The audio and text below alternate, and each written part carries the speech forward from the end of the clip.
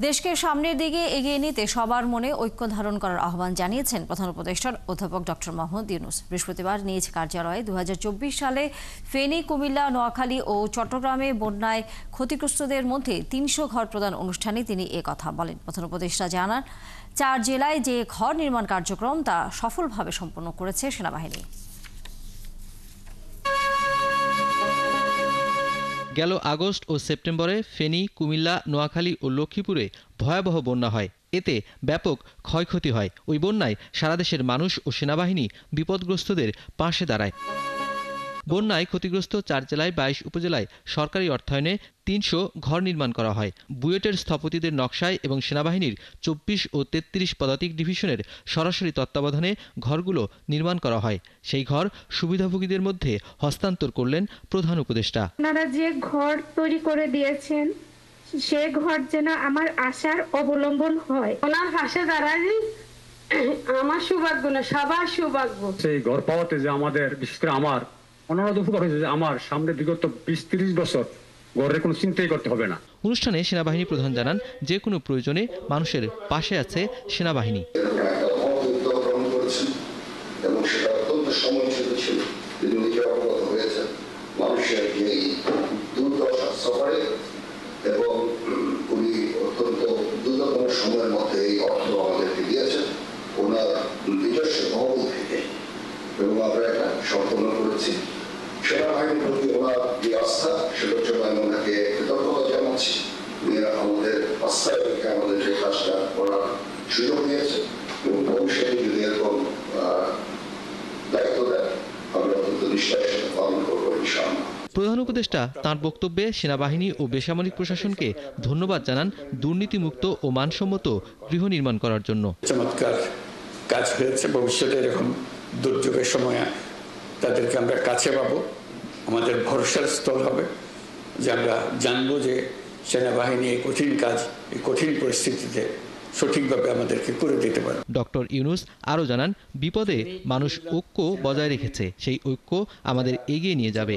দেশের মানুষ আপনাদের পাশে দাঁড়িয়ে যে সাহস জুগিয়েছে, সেই সাহস সবসময় মনের মধ্যে ধারণ করবেন এবং দেশের মানুষ আপনাদের সঙ্গেই থাকবে। এই সহমর্মিতা দেশের সকল মানুষের মধ্যে এবং সকল প্রজন্মের মধ্যে ছড়িয়ে পড়লে আমরা একটা সাহসী এবং স্বনির্ভর জাতি হিসেবে গড়ে উঠতে পারব। আগামী দিনের যে কোনো দুর্যোগ মোকাবেলায় একসাথে কাজ করার দৃষ্টান্ত আমাদের জাতিকে বিশ্ব দরবারে ইতিবাচকভাবে তুলে ধরবে বলেও জানান প্রধান উপদেষ্টা। নুনবী সরকার, ৭১, ঢাকা। বন্যায় সবচেয়ে ক্ষতিগ্রস্ত 4 জেলা চট্টগ্রাম, নোয়াখালী, কুমিল্লা ও ফেনীতে বিশেষ আবাসন প্রকল্পে নির্মিত ঘর ক্ষতিগ্রস্তদের মাঝে বিতরণ করেছেন প্রধান উপদেষ্টা ডক্টর মোহাম্মদ ইউনূস। যা পেয়ে খুশি সাধারণ মানুষ। তারা বলছেন, বন্যা তাদের সব কেড়ে নিলেও এখন এই ঘরকে সম্বল করে তারা নতুন করে বাঁচতে শিখবেন। এজন্য সরকার প্রধানের প্রতি কৃতজ্ঞতা প্রকাশ করেন তারা। সহকর্মীদের তথ্যছবিতে বিস্তারিত। গেল বছরের আগস্টে বন্যা কবলিত হয় কুমিল্লা। সম্পূর্ণ বিধ্বস্ত হয় ৮,৫০০-এর বেশি ঘরবাড়ি। ক্ষতিগ্রস্ত হন জেলার ১০ লাখের বেশি মানুষ। বুধবার সকালে এখানকার ৭০ পরিবারের মাঝে প্রধান উপদেষ্টার পক্ষ থেকে বন্যায় ক্ষতিগ্রস্তদের জন্য বিশেষ আবাসন প্রকল্পে নির্মিত ঘরের চাবি তুলে দেওয়া হয়, যা পেয়ে আবেগ আপ্লুত হয়ে পড়েন উপকারভোগীরা। আমার ঘরে দেশে পানি ওঠে, বোকা মানে আমি ঘরে যাওয়ার কোনো পরিস্থিতি ছিল না। আমি স্কুল 2 মাস আসছিলাম। মাননীয় উপদেষ্টার অনুদানে যে ঘর আমরা পাইছি, পাওয়াতে আমরা খুব খুশি। সেনাবাহিনী আমার অনেক সাহায্য করছে, অনেক আমার সকাল 5টা ভোর পর্যন্ত আমার মেস্তুরি ডাকাই কাম করাইছে। আমি ধন্যবাদ। বাংলাদেশ সশস্ত্র বাহিনীর মাধ্যমে নোয়াখালীতে ঘর দেওয়া হয় 90 দরিদ্র গৃহহীন পরিবারকে। স্বপ্নের ঠিকানা পেয়ে আনন্দের ঝিলিক দেখা যায় তাদের চোখে মুখে। এ সময় প্রধান উপদেষ্টার প্রতি কৃতজ্ঞতা জানান তারা। আমার কোনো থাকার স্থান ছিল না, আলহামদুলিল্লাহ সেনাবাহিনী স্যার এবং প্রশাসন, জেলা প্রশাসন, ওনারা সবাই মিলে আমার ঘরটা করে দিয়েছে। আমি শুক্রিয়া আল্লাহর কাছে, ডাক্তার ইউনূস আমার একটা ঘর দিয়েছে। সেনাবাহিনী আমার জন্য খুব কষ্ট করছে। ঘর আল্লাহ দিলে বালা শুকর আলহামদুলিল্লাহ, তারপর দোয়া করি তারপরে নেখই আল্লাহ দান করো। আর সবচেয়ে বেশি ক্ষতিগ্রস্ত এলাকা ফেনীতে ঘর পেয়েছেন 110 পরিবার। তারা বলছেন গেল বন্যায় তাদের সব কেড়ে নিয়েছিল, এই কয়দিন ছিলেন অন্যের ঘরে। এখন সরকার থেকে দেয়া আধা পাকা ঘর পেয়ে তারা যেন নিজের আশ্রয় পেলেন। বাংলার সামনে আমার ঘরটা ছিল, ঘর যাওয়ার পরে আমি একবারে হতাশ ছিলাম। একটা কাবু আসেন না, 8 দিনে ছিলাম মুসলিদিন, এক পাশে ছিলাম একজনের কাছারি করে। চট্টগ্রামে 30টি ঘর পেয়ে প্রধান উপদেষ্টা অধ্যাপক মোহাম্মদ ইউনূসের প্রতি ধন্যবাদ জ্ঞাপন করেন উপকারভোগীরা। এ সময় ভার্চুয়ালি যোগ দিয়ে একজনের সাথে কথা বলেন তিনি। পরে সরকার প্রধান ভবিষ্যতে দুর্যোগের সময়ও সবার পাশে থাকার প্রত্যয় ব্যক্ত করেন। এবং সৎভাবে করার যে দৃষ্টান্ত স্থাপন করলাম, এটা আমাদের সবাইকে উদ্বুদ্ধ করবে। আব্দুল্লাহ মামুন, ৭১। জুলাই আগস্টে ছাত্র জনতার অভ্যুত্থানে হত্যাকাণ্ডের মামলা তদন্তের সময় সাবেক প্রধানমন্ত্রী শেখ হাসিনার কল রেকর্ডের ফরেনসিক প্রমাণ পেয়েছে আন্তর্জাতিক অপরাধ ট্রাইব্যুনালের তদন্ত সংস্থা। এছাড়া বিচার কাজে বাধা ও হত্যার হুমকির অভিযোগে শেখ হাসিনার বিরুদ্ধে আন্তর্জাতিক অপরাধ ট্রাইব্যুনালে আদালত অবমাননার অভিযোগ উঠেছে। বুধবার ট্রাইব্যুনালে মামলার শুনানিতে এই অভিযোগ আদালতকে জানায় প্রসিকিউশন। এ সময় শেখ হাসিনার কণ্ঠে 226টি মামলা মানে 226 জনকে হত্যার লাইসেন্স পাওয়া বাক্যটি নিয়ে একটি কল রেকর্ডের ফরেনসিক প্রমাণ পাবার কথাও জানায় প্রসিকিউটর। ছাত্র জনতার আন্দোলনের মুখে গত 5 অগস্ট আওয়ামী লীগ সরকারের পতন হয়। সেদিনই ভারতে চলে যান শেখ হাসিনা। এরপর তার বিরুদ্ধে হত্যা, গুমসহ বিভিন্ন অভিযোগে অনেক মামলা করা হয়। তার বিরুদ্ধে গ্রেফতারি পরোয়ানাও জারি করে আদালত।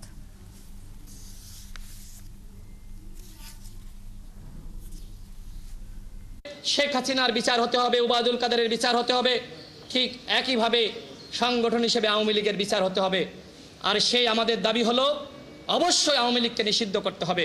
বাংলাদেশকে যে নরক বানিয়েছিল, অসংখ্য মানুষকে দীর্ঘ 14-15 বছর গুম করেছে, খুন করেছে, আমাদের দাবি হলো প্রত্যেকটা ঘটনার বিচার হতে হবে। আর এই জন্য আন্তর্জাতিক অপরাধ ট্রাইব্যুনাল তারা শুধুমাত্র একটি শাখার মাধ্যমে কাজ করলে দ্রুত সময়ের মধ্যে এই বিচার হবে না। বিচার যত ধীরে হবে এই অপরাধীরা পালিয়ে যাবে। দর্শক, এই মুহূর্তে আন্তর্জাতিক অপরাধ ট্রাইব্যুনালে আছেন সহকর্মী সৈকত সাদিক। আমরা যুক্ত হচ্ছি তার সাথে। সৈকত, শেখ হাসিনার কল রেকর্ডের ফরেনসিক প্রমাণের কি কি তথ্য পেয়েছে তদন্ত সংস্থা, এবং এছাড়া তার বিরুদ্ধে যে অভিযোগ আজ করা হয়েছে সে বিষয়ে কি কি তথ্য আছে আপনার কাছে? আজকে আন্তর্জাতিক অপরাধ ট্রাইব্যুনালে প্রসিকিউশনের পক্ষ থেকে 5টি আবেদন করা হয়েছিল।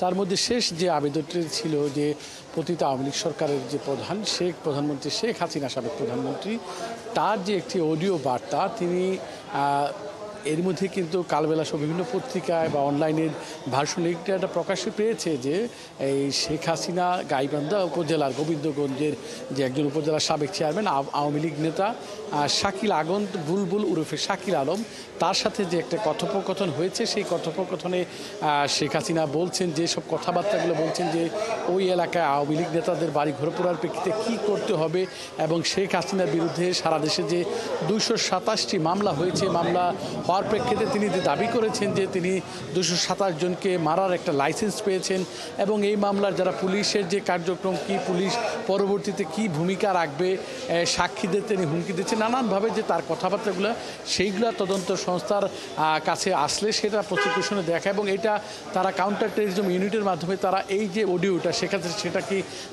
আদৌ তার কিনা সেটা তারা ফরেন্সিক ডিপার্টমেন্টে সেটার প্রমাণ তারা চেক করার পরে এটা প্রমাণ পেয়েছে হ্যাঁ এটা এআই দিয়ে করা নয়, এটা শেখ হাসিনার বক্তব্যই। এবং সেই বক্তব্যের প্রেক্ষিতে কিন্তু আজকে প্রসিকিউশন আদালতের নজরদারিতে আনেন, এবং আদালতের কাছে প্রসিকিউশন দাবি করেন যে এই অডিও বার্তা বা এই বক্তব্যের মাধ্যমে শেখ হাসিনা এই বিচার কাজকে বাধাগ্রস্ত করছেন, এবং তার মাধ্যমে তিনি সাক্ষীদের, মামলার যে তদন্ত কর্মকর্তা অন্যদের তিনি হুমকি দিচ্ছেন, হুমকি স্বরূপ বা তার এই বক্তব্য বিচার কাজের বাধা স্বরূপ। এর জন্য এই বিষয়ে ব্যবস্থা নেওয়ার জন্য কিন্তু আদালতের কাছে তারা আজকে আবেদন করেন, এবং আদালত একটা আদেশ দিয়েছে আগামী 15 মের মধ্যে এই যে বক্তব্যের ব্যাপারে শেখ হাসিনা এবং যে যার সাথে কথোপকথন হয়েছে গাইবান্ধার যে উপজেলা চেয়ারম্যান শাকিল আলম, তাদের দুইজনকে এই ব্যাপারে আগামী 15 মের মধ্যে জবাব দিতে বলেছে।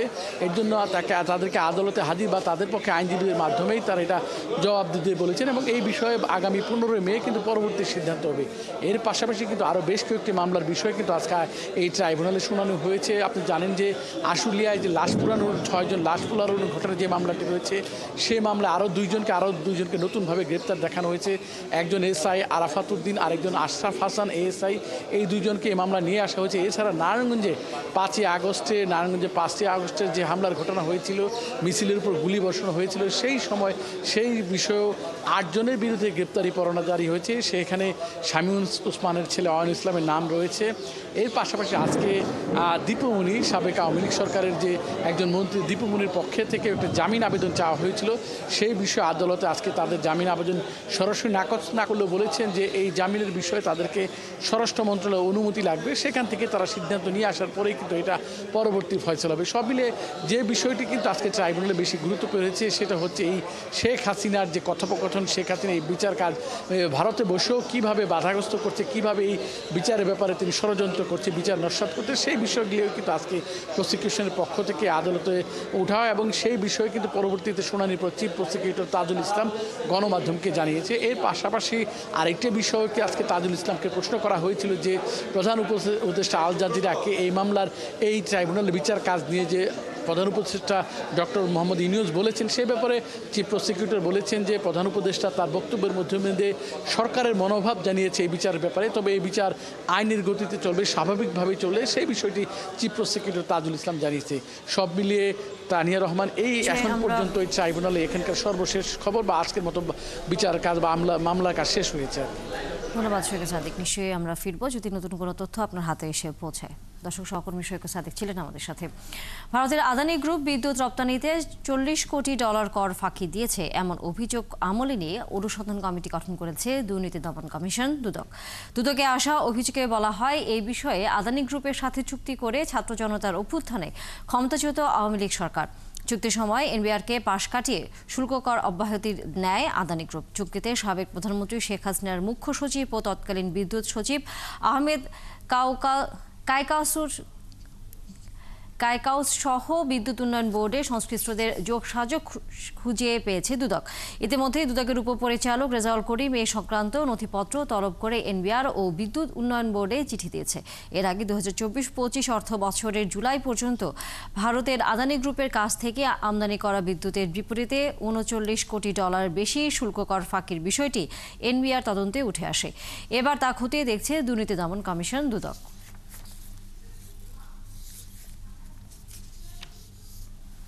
ব্যবসায়ীদের কর ছাড় বা রেয়াত নেয়ার মানসিকতা থেকে বের হয়ে আসার আহ্বান জানিয়েছেন অর্থ উপদেষ্টা ডক্টর সালেউদ্দিন আহমেদ। সকালে রাজধানীর একটি হোটেলে জাতীয় রাজস্ব বোর্ডের পরামর্শ কমিটির 45তম সভায় এই আহ্বান জানান তিনি। অর্থ উপদেষ্টা বলেন, IMF, বিশ্বব্যাংক সহ উন্নয়ন সহযোগীদের কাছে যাওয়া শুধু সরকারের জন্য নয়, বেসরকারি খাত ও ব্যবসার উন্নয়নের সহায়তা চাওয়া হচ্ছে। তিনি জানান, ভুল ত্রুটি থাকবে, এরপরও সাধারণ মানুষের জীবনযাত্রার মান উন্নয়নে চেষ্টা করছে সরকার। কোনো কাজ করতে গিয়ে গালমন্দ খেতে হলেও এর পেছনে সরকারের বিশেষ কোনো এজেন্ডা নেই বলে উল্লেখ করেন তিনি। রাজস্ব আয় বাড়াতে ব্যবসায়ীরা সহানুভূতিশীল হলে সরকারও সহানুভূতিশীল হবে বলে জানান অর্থ উপদেষ্টা। সরকারকে কর দিয়েই রেয়াত বা সুবিধা নিতে হবে এমন ধারণা পরিহারের আহ্বান জানান ডক্টর সালাউদ্দিন আহমেদ।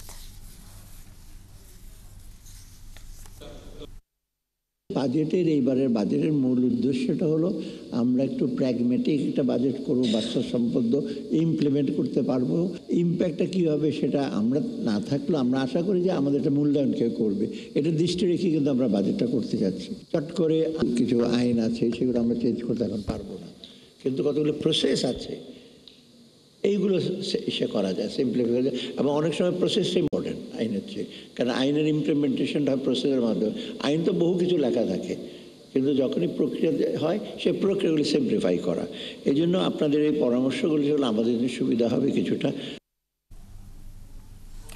7 বছরে অন্তত 2,500 কোটি টাকার সম্পদের তথ্য গোপন করেছে এলিট সিকিউরিটি সার্ভিসের কোম্পানি ও তার 2 মালিক।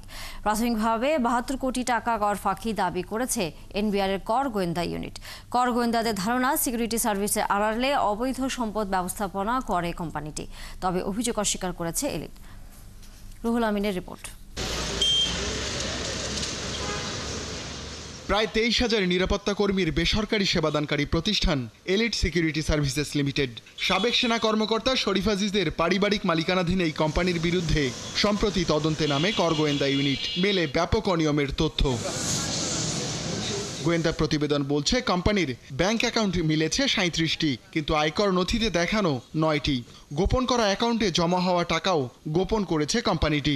গোয়েন্দারা জানান, কোম্পানি অ্যাকাউন্টে 2,217 কোটি টাকা জমা হলেও আয়কর নথিতে দেখানো হয় 761 কোটি। কোম্পানির ব্যাংক স্থিতি ছিল 200 কোটি টাকা, কিন্তু দেখানো হয় 44 কোটি। এতে কর ফাঁকি অন্তত 22 কোটি টাকা। এছাড়া গুলশান ভাটারা এলাকায় রয়েছে কোম্পানির 3টি প্রশিক্ষণ একাডেমি, রয়েছে ডগ স্কোয়াড। এসব তথ্যও নেই আয়কর রিটার্নে। আমাদের যে কনসালটেন্ট আছে যারা কাজ করেছে তাদেরকে আমরা ধরেছি যে কোথায় কোথায় ভুল আছে সব বাইর করেন, যদি কোনো ডিক্লেয়ার না থাকে সব ডিক্লেয়ার দেন। আর আমাদের এনবিআর থেকেই বলছে যে এফডিআর এর পয়সা তো কেটেই নিয়ে রাখে 10% মনে হয়, বুঝছেন। কিন্তু আমাদের ওরকম কোনো প্রবলেম না, 300 এফডিআর না, আমাদের এখন এফডিআর আছে টোটাল 26 কোটি টাকা। ব্যক্তিগত কর নথিতেও তথ্য গোপন করেন শরীফ আজিজ ও তার স্ত্রী, কোম্পানি পরিচালক সেনে সেম্বিল। নথিতে তারা ব্যাংক অ্যাকাউন্ট দেখান 3টি, কিন্তু তদন্তে মেলে 3 শতাধিক। গোয়েন্দারা জানান, শরীফ আজিজ 267 কোটি টাকা সঞ্চয়ের তথ্য গোপন করেন, সেনে সেম্বিল গোপন করেন 219 কোটি। দুজনের কর ফাঁকি 50 কোটি টাকা। বিশ্লেষকরা বলছেন, অবৈধ সম্পত্তি গোপন করার প্রবণতা বেশি থাকে। হোয়াইট মানি কিনা নিয়ে সন্দেহ আছে আমার।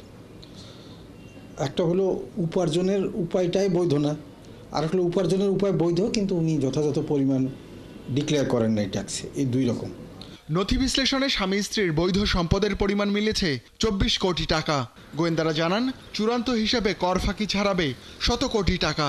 সঠিকভাবে কর না দিলেও 6 কোটি 66 লাখ টাকা উৎসে কর ফেরত নিয়েছে কোম্পানিটি।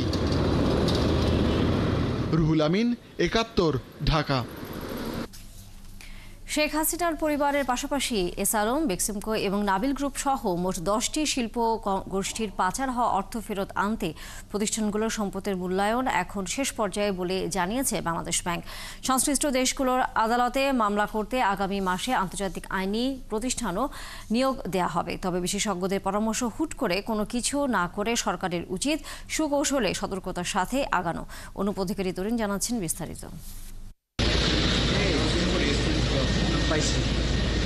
অর্থ পাচার আর লুটপাট করে দেশের আর্থিক খাতকে পঙ্গু করেছে আওয়ামী লীগ সরকার।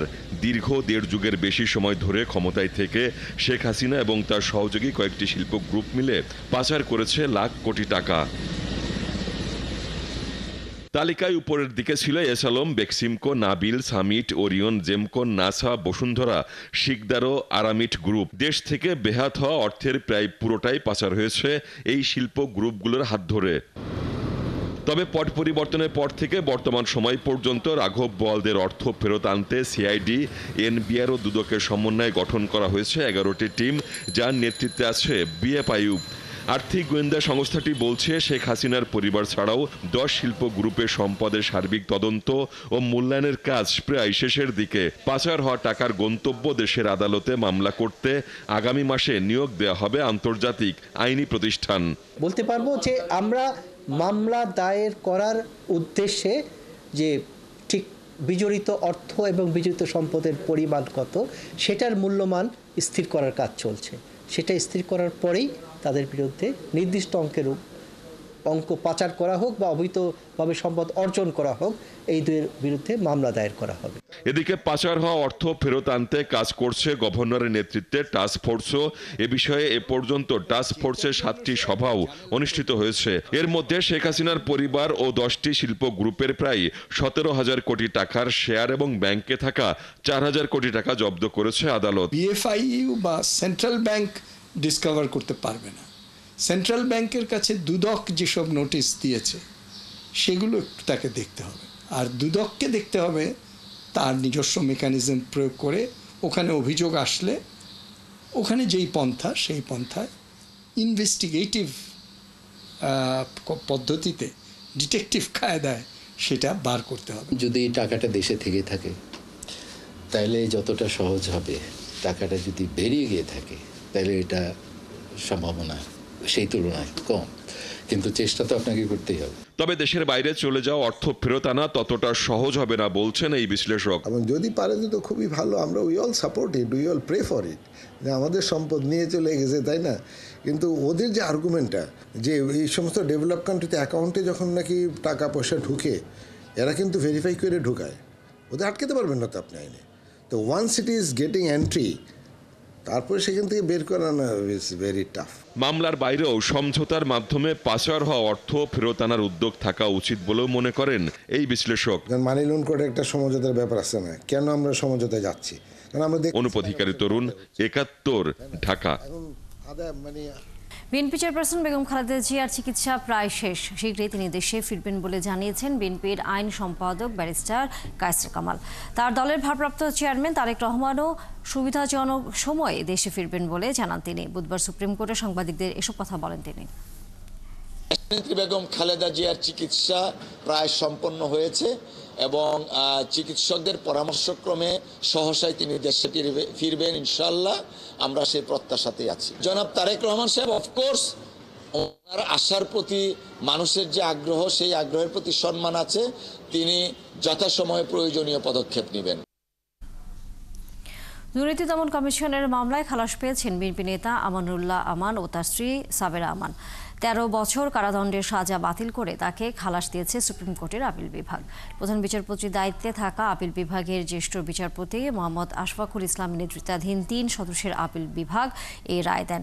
দণ্ডাদেশের রায়ের বিরুদ্ধে এই ২ জনের করা আপিল মঞ্জুর করে হাইকোর্টের দেয়া রায় বাতিল করা হয়েছে। এই মামলায় খালাস পাওয়ায় আমানুল্লাহ আমানের ভবিষ্যতে নির্বাচনে অংশ নিতে আইনগত কোনো বাধা নেই বলেও জানান তার আইনজীবী মাহবুব উদ্দিন খোকন। আজকে মহামান্য সুপ্রিম কোর্ট আপিল ডিভিশন রায় দিয়েছে, সে রায়ে আমানুল্লাহ আমানকে যে সাজা দেওয়া হয়েছে সে সাজা বাতিল করেছে, তার স্ত্রীর সাজা সে বাতিল করেছে এবং তারা নির্দোষ প্রমাণিত হয়েছে। এর ফলে আমানুল্লাহ আমানের সামনে তার বার ছিল, ইলেকশন নির্বাচন করতে পারে নাই,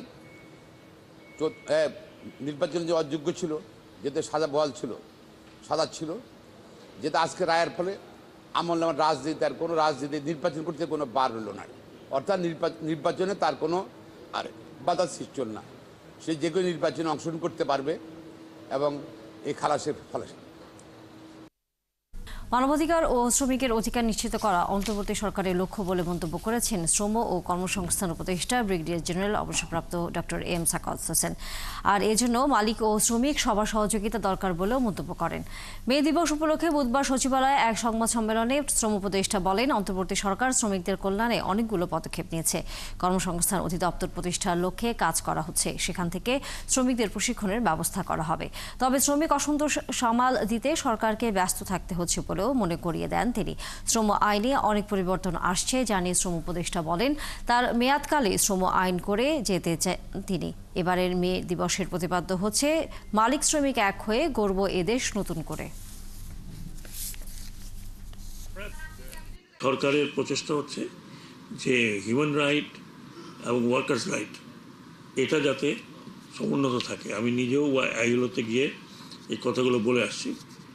আগামীতে জুন মাসে আইএলও হবে, সেখানে আমরা রিএড করবো। এর মধ্যে হয়তো আইএলও থেকে লোকজন আসবে। আমরা প্রতিনিয়তই কিন্তু এই শ্রমিকদের এবং শ্রম আইন নিয়ে প্রতিদিনই আমরা কাজ করছি, অলমোস্ট এভরিডে। আমি বলবো যে 2 মন্ত্রণালয়ের মধ্যে এখন শ্রম মন্ত্রণালয় আমার কাছে মানে ম্যাক্সিমাম টাইম আমি কাটাচ্ছি শ্রম মন্ত্রণালয়ের সাথে। তো কিছু ইমপ্রুভমেন্ট করার চেষ্টা করছি, সেগুলো সবার সহযোগিতা দরকার। বাংলাদেশ থেকে এই বছরের প্রথম হজ ফ্লাইট 414 জন হজযাত্রী নিয়ে আজ সকাল 7:30 সৌদি আরবের জেদ্দার কিং আব্দুল আজিজ আন্তর্জাতিক বিমানবন্দরে হজ টার্মিনালে এসে পৌঁছেছে। সৌদি আরবে নিযুক্ত বাংলাদেশের রাষ্ট্রদূত মোহাম্মদ দেলওয়ার হোসেন বিমানবন্দরে বাংলাদেশি হজ যাত্রীদের স্বাগত জানান। এ সময় আরও উপস্থিত ছিলেন Jeddah Bangladesh কনসুলেটের consul general Mia Mohammad Mainul কবির ও বাংলাদেশ হজ মিশনের কাউন্সিলর মোহাম্মদ জহিরুল ইসলাম সহ অন্যান্য কর্মকর্তারা। বিমানবন্দরে বাংলাদেশি হজ যাত্রীদের আরও স্বাগত জানান সৌদি সিভিল অ্যাভিয়েশন উপদেষ্টা ইঞ্জিনিয়ার মাজেন জাওহারার, হজ ও ওমরা মন্ত্রণালয়ের পরিচালক সালমান আল বেলাবি এবং অন্যান্য কর্মকর্তা সহ। বাংলাদেশ থেকে আগত হজ যাত্রীরা বিমানবন্দরের সুন্দর ব্যবস্থাপনা ও উষ্ণ অভ্যর্থনা পেয়ে ধন্যবাদ এবং কৃতজ্ঞতা প্রকাশ করেন। এবছর বাংলাদেশ থেকে মোট ৮৭,১০০ জন পবিত্র হজ পালন করবেন।